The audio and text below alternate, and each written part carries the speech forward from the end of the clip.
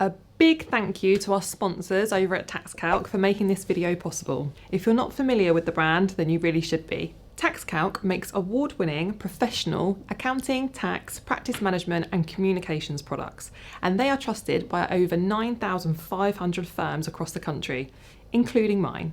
Check them out at taxcalc.com, and I'll also pop a link in the description for you to give it a try. Now back to the video. In this video, I'm going to explain all about directors' loan accounts, what they are, why we have them, and the tax implications of having one.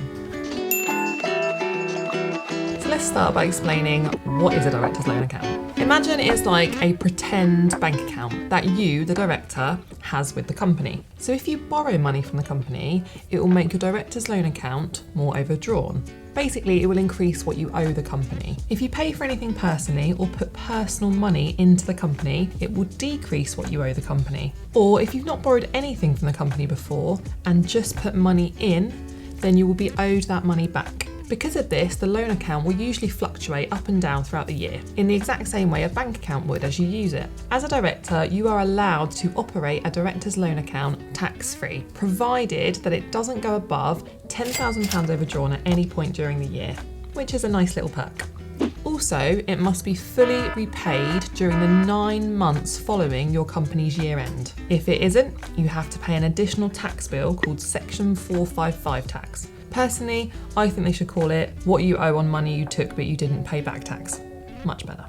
At 32.5% is quite a hefty amount to pay, so make sure you don't bleed the company dry. Or if you do, that you have a means to repay it within 9 months of your company year end, so you don't get stung. The only good thing about this tax is it is refundable to you at the point that the loan is repaid. So, if you end up having to pay Section 455 tax, as long as you can work out a way to repay your director's loan account at any point during the 9 months after the year end, you'll get this tax back. This might be a better option if you need some money from the company than taking dividends at higher rates of tax and never getting that tax back.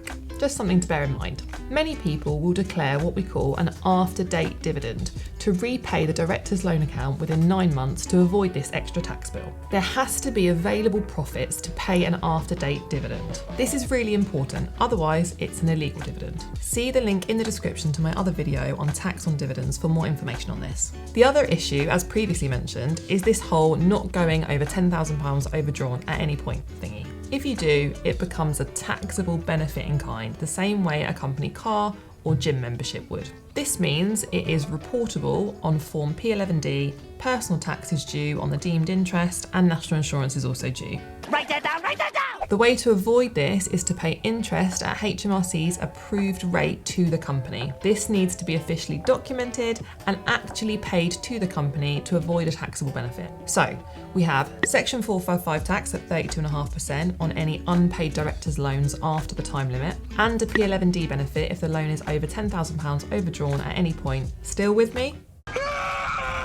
In a nutshell, as a director, you can borrow money from your company. You just need to be aware of how much you're borrowing and making sure you don't go too overdrawn. As a little rule of thumb, if you always leave your corporation tax money in your company bank account and any other tax money that you might owe, you shouldn't go overdrawn. Speak to your accountant if you're unsure or planning to borrow some money from your company. They can advise you on the best way to do it.